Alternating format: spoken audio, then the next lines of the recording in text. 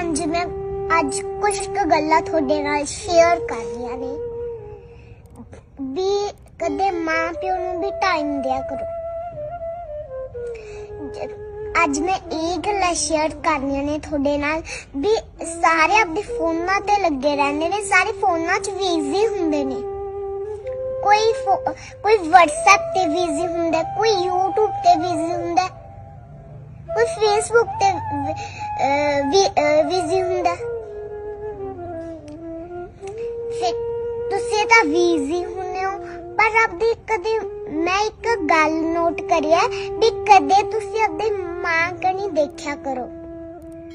वो सिर्फ थोड़े कनी देखदी है भी मेरा पुत्त मेरे नाल गल करूगा।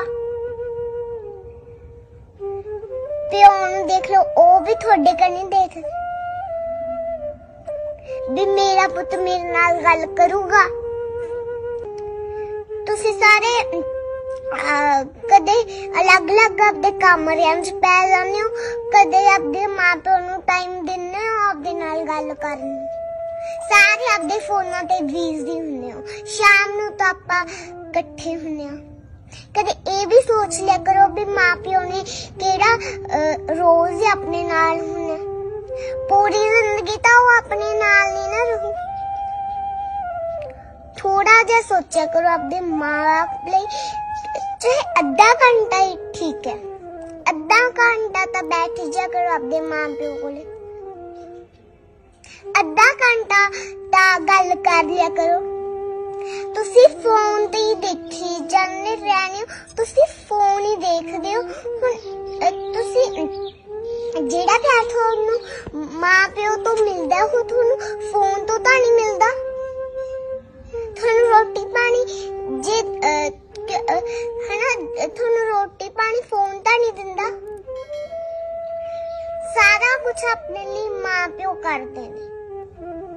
कदे उन्हां बारे भी सोच लिया करो।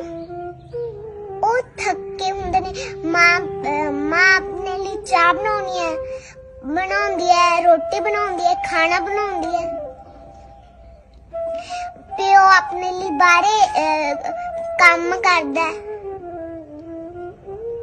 कदे उन्हां बारे तां सोच लिया करो। तुसी फोन देखी जाने रहने हो अंदर। कदे ऐਵੇਂ सोच लिया करो भी मेरे मां प्यो, मेरी मां भी है ना, वो थके होंगे भी उन्हां नाल मैं गल कर ला। कदे ये भी सोच लिया करो। ते थैंक यू।